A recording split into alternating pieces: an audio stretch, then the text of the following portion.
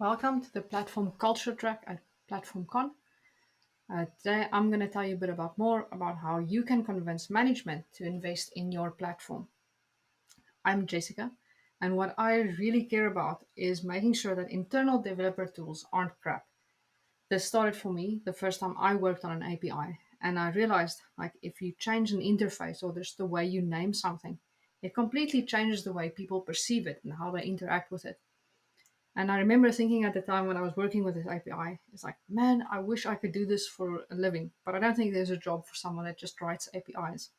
And when I thought back about this when I was preparing for the talk, I realized hey, hang on, I'm the product lead for the platform tribe at HelloFresh. And this is exactly what I do on my job. We essentially have a big interface on top of infrastructure. So I am unwittingly doing what I actually wanted to do all along. So, as you can imagine, I like talking about platforms, and I've spoken to platforms with a few people. And what people find the most relatable when we discuss it is how they get started. So, we usually draw a platform like this with this rectangle that supports other teams. And I know when our platform started, it was actually a collection of stuff that no one else wanted. So, even though we think about it or we draw it like this, I think we think about platforms more like this. It's basically just the rest of the stuff in our tech environment. So we know that a platform is supposed to simplify something for our development team. But what exactly that is, it can be very broad. And because it's so broad, it makes it difficult for platform teams to actually articulate how they contribute to company objectives. It's usually removed once or twice from the actual end product.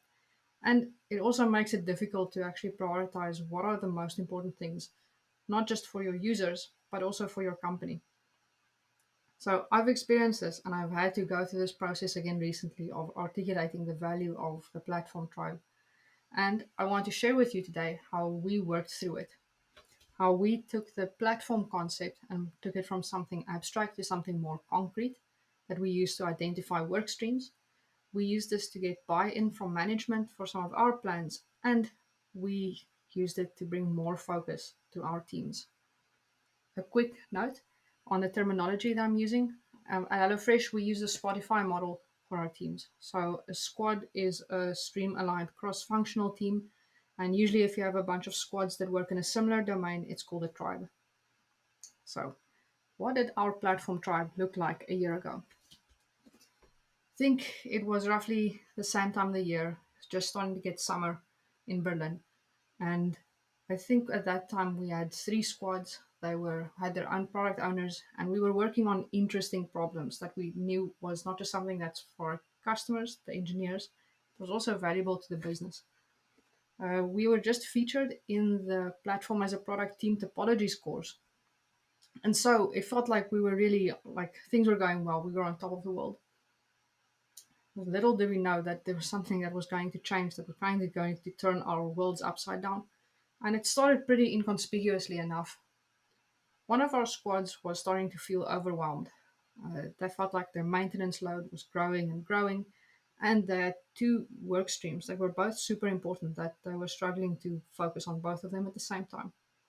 So, when we learned about this issue, we figured this seems fairly easy to solve.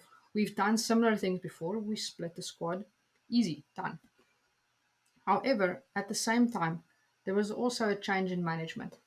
The person we previously reported into had a lot of experience around platform teams and understood the context pretty well. The new leadership did not necessarily have that much experience or context. And I remember when we actually presented this plan of splitting the squads, the reception was pretty lukewarm. And not just that, they kind of questioned the whole setup of the platform tribe at the same time. And I remember thinking, what happened? We felt like everything was going well. And how can a solution that seemed so obvious to us be so incomprehensible to other people? We realized that we had to help them understand the platform context better. Not just what we do for developers, but what that means for the company as well. So we figured, let's go back to basics. What would happen if there was no platform tribe in the company? So for developers, the impact would be that they would, if we didn't maintain common infrastructure, that they would have to maintain their own build systems, make sure that their services can run and scale on production, and have some sort of infrastructure in place to know if it's actually performant on production and get notified when something doesn't happen. And I guess all of this translates to just more more time spent on maintaining infrastructure. And at the same time, if they're doing that, there's probably more bugs that creep in since every squad has to usually figure this out for themselves. So this already sounds pretty unfortunate for a development team. It sounds like a good enough reason for a platform trial. But maybe let's think about this a bit further. What does this mean for our business? If our developers are spending more time on infrastructure, they're spending less time on actually focusing on customer value. And that means that we can ship customer values slower. And at the same time, the experience for our customers is worse. If there are more bugs, the service level isn't great, and they're just going to have a, in general, not so good experience with our products. So, if you think about this, then what we do as a platform is we accelerate delivery. Great. This matches pretty well with the accepted definition of what a platform is. But when we were looking at this, we figured it feels like there's still something missing. Like we know we accelerate delivery, but how do we do it? Like what is the specific way in which we accelerate it? And what we realized that when we thought about it a bit more is that we accelerate delivery by supporting the engineering workflow. And when we figured this out, it was like a light bulb went on. I went like, yes, okay, this is the right way to go. Now we're on to something. So the next step we did is think about what are the common steps that all engineers take, regardless of their business domain, when they want to release software. And this is the framework that we came up to describe this engineering workflow.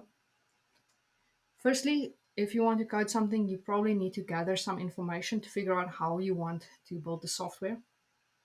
Then you actually need to get down to the business of writing it.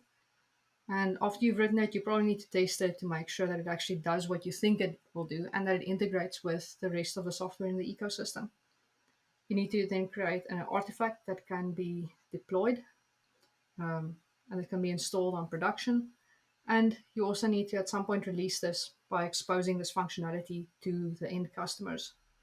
Once it's running in production, you need to figure out a way how to scale according to customer demands, and you need to operate it. So how do you make sure that it's providing an excellent level of service for your customers, and how are you notified when it's not?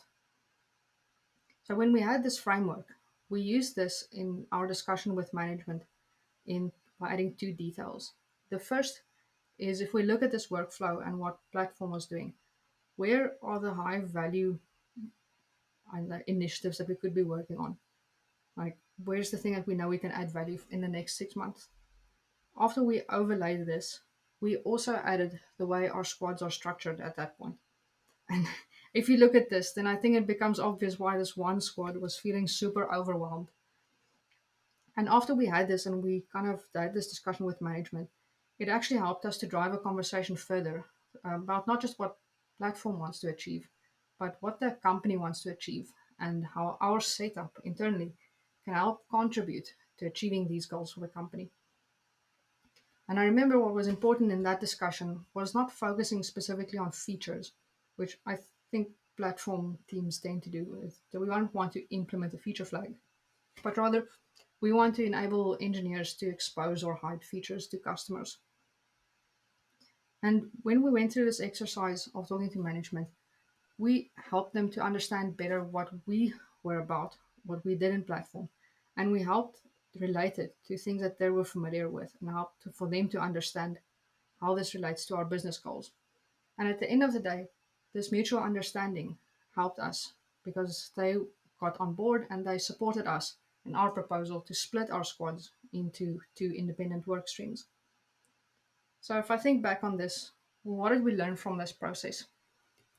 The first is platform isn't all about developers.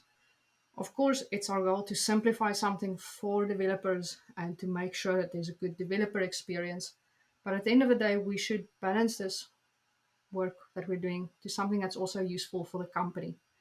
And it's also our duty to make sure that it's easy for our business and our company to understand how we are making this more effective. The second thing that we learned is that shared context is super important.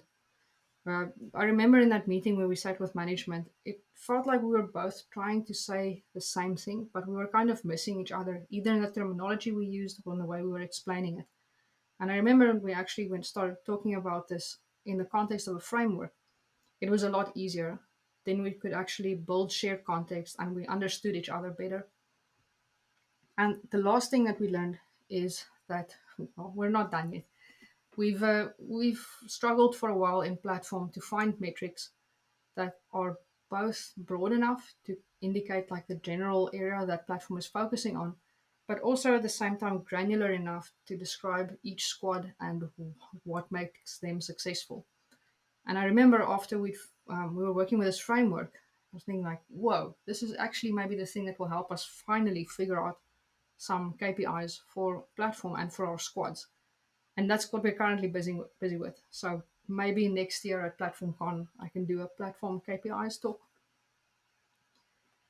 And yeah, if I think back now to where all of this started, I think about that time when leadership, when we had that discussion, and when they questioned the setup that we had.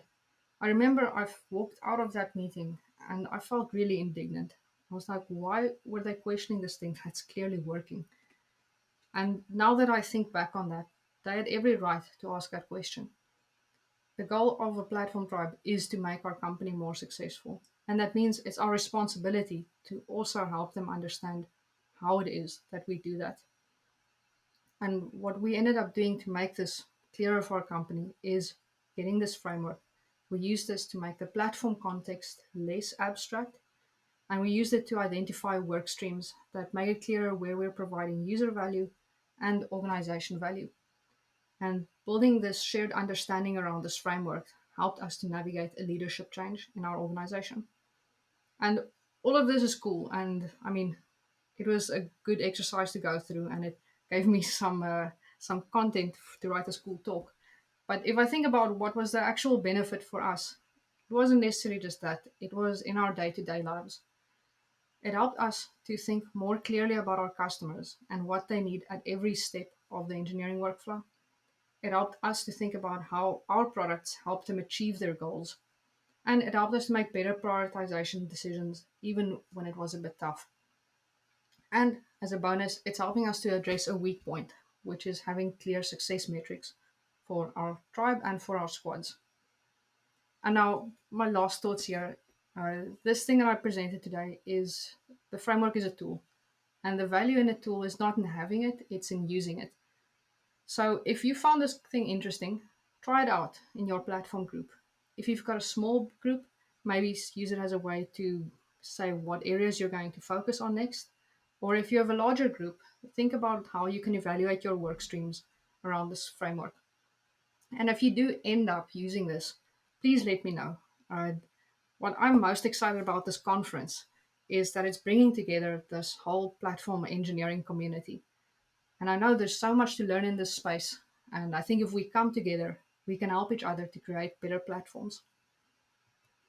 Thank you very much. And I'll be available for Q&A later today.